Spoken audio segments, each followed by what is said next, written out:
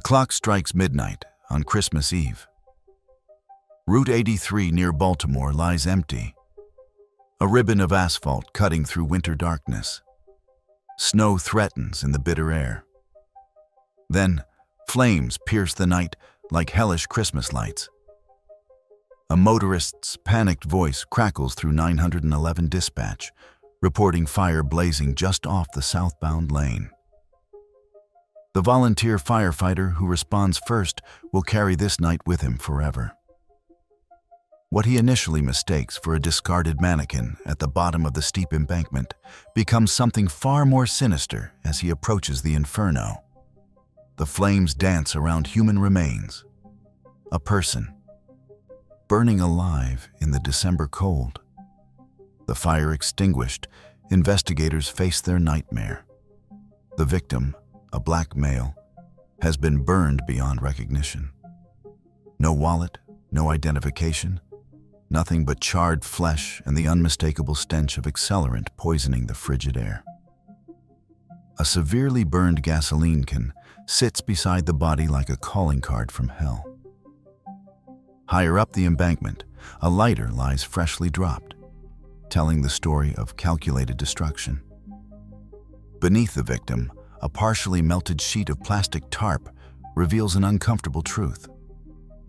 This was no one-man operation. The medical examiner's findings chill investigators to their core. 3 gunshot wounds to the head, execution style. The man's hands and feet bound with duct tape before death. Someone wanted him unidentifiable, but they made one crucial mistake. They didn't burn him long enough. Detective Lang embarks on an almost impossible mission, recreating human features from what fire left behind. Working with measurements of intact brow lines and surviving cheekbone structure, he becomes part scientist, part artist, part miracle worker.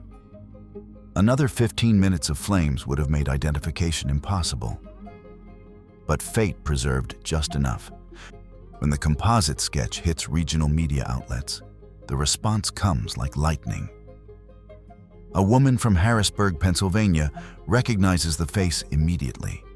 Her boyfriend, Wesley Person, 26 years old. The sketch proves so accurate, she even notices the deliberately omitted detail of his missing left earring. Wesley Person. The name echoes through police databases like a familiar ghost. Wesley Person lived in shadows between legal and illegal. Unemployed, yet mysteriously flush with cash, he moved through Harrisburg with the swagger of someone who discovered easy money. The bank fraud scheme he orchestrated with longtime friends Justin Glover and Lawrence Morrell was elegant in its simplicity. Find desperate young women needing car loans, help them secure the money, split the cash when no car ever materializes. $120,000 over 2 years. Not bad for 3 young men barely past their teens. But on that final Christmas Eve, Wesley carried more cash than usual. His cousin remembered the thick wad of bills, all 50s and 100s, that Wesley peeled through while Christmas shopping. When Wesley left the mall with Glover and Morrell, tension crackled between the 3 friends like static electricity.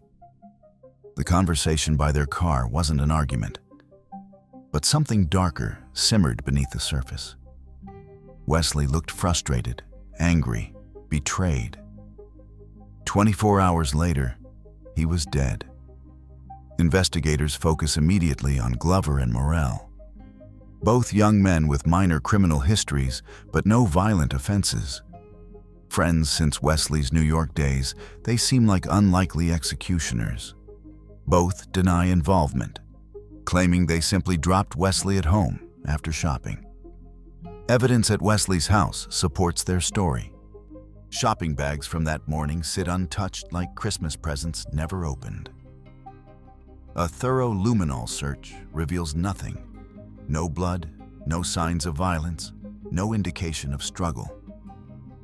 Morrell's car, the last place Wesley was seen alive, also comes up spotless. But during Wesley's autopsy, forensic investigators make a discovery that changes everything. Embedded in Wesley's back, protected by the plastic tarp, lies a treasure trove of construction debris. Painted drywall fragments, chunks of weathered plaster. Nothing unusual, except for the thread-like strands woven through every piece of material. Under magnification, trace analyst Cassandra Burke makes a startling identification. Animal hairs. Not just any animal hairs, but the specific type used as binding agents in construction before 1940. The murder didn't happen just anywhere. It occurred in an old house built before World War II. Somewhere among thousands of pre-war buildings in the region lies their crime scene, waiting to reveal its secrets. Lawrence Morrell's background check reveals the missing puzzle piece. He's not just a small-time fraudster. He's a construction entrepreneur who buys distressed properties, renovates them, and flips them for profit. The plastic wrapped around Wesley's body. Construction grade. The kind someone renovating houses would have readily available. Of Morrell's 5 properties in Harrisburg, 3 stand vacant during Wesley's murder time frame. One property demands immediate attention, a house on South 13th Street, built in the 1930s, requiring extensive renovation work. The timing aligns perfectly. The building materials match exactly. But investigators need concrete proof. The search of Morrell's South 13th Street property initially disappoints. No bullet holes pierce the walls. No obvious signs of violence mar the surfaces. The luminol test proves problematic. Harrisburg's iron-rich soil creates false positives throughout the basement, like bloody fireworks. But in one corner, investigators discover a carefully swept pile of debris.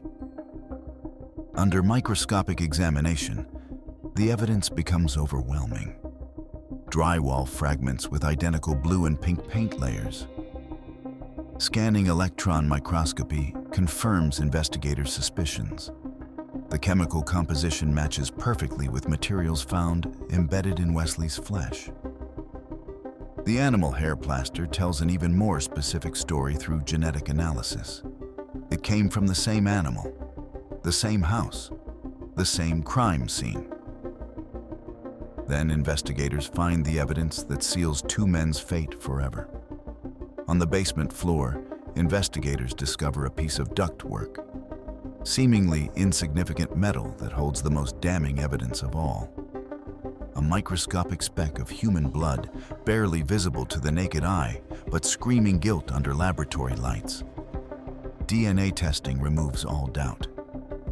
The blood belongs to Wesley Person. They have their crime scene. They have their victim. Now they need to place the killers at both locations. Cell phone records become the final nails in Glover and Morrell's coffins. Despite claiming solid alibis, their phones tell a completely different story. Glover's constant calls create a digital breadcrumb trail, placing him near the burning site in Maryland. His girlfriend's alibi collapses when records show he's calling her throughout the night, hardly consistent with being together. But the most damning evidence emerges at 4:30 a.m. near Pennsylvania's Capitol building. Both Morrell and Glover access their voicemail at the exact same location, at the exact same time. 65 miles from where Wesley's body burns along Route 83. The timeline crystallizes like ice. The conspiracy becomes crystal clear.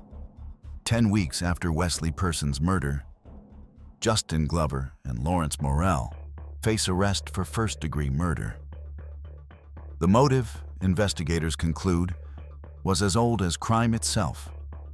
Money and betrayal cutting deeper than any blade. Wesley had cashed a fraudulent loan check without sharing the proceeds. Each man was supposed to receive at least $1,000 per loan. Money that Wesley Person decided to keep for himself. In their criminal underworld, such betrayals carried the ultimate penalty. The relationship between the 3 men had been built on mutual trust and shared greed. They'd grown up together, committed crimes together, profited together. But when Wesley chose personal gain over loyalty, he signed his own death warrant in invisible ink. The reconstruction of that final Christmas Eve reveals cold calculation behind the murder. Glover and Morrell picked Wesley up, maintaining friendship's facade even while planning his execution. They took him home to retrieve money they believed he'd stolen, likely threatening him, possibly torturing him for information about hidden cash. Then they forced him to the South 13th Street property, Morrell's chosen killing ground, a place where screams couldn't be heard and blood could be cleaned away like spilled paint. In that basement, they executed him with 3 shots to the head.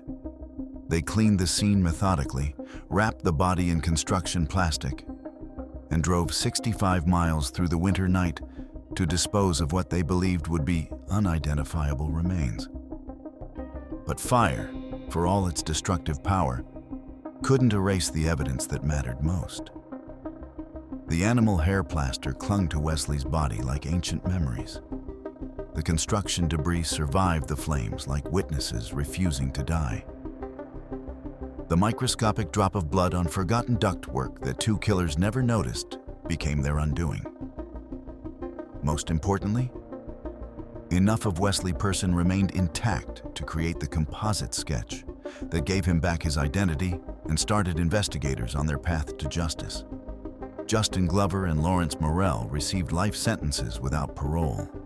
Their friendship, forged over years of small-time scams and easy money, shattered over a few $1,000s and a betrayal that cost Wesley Person everything.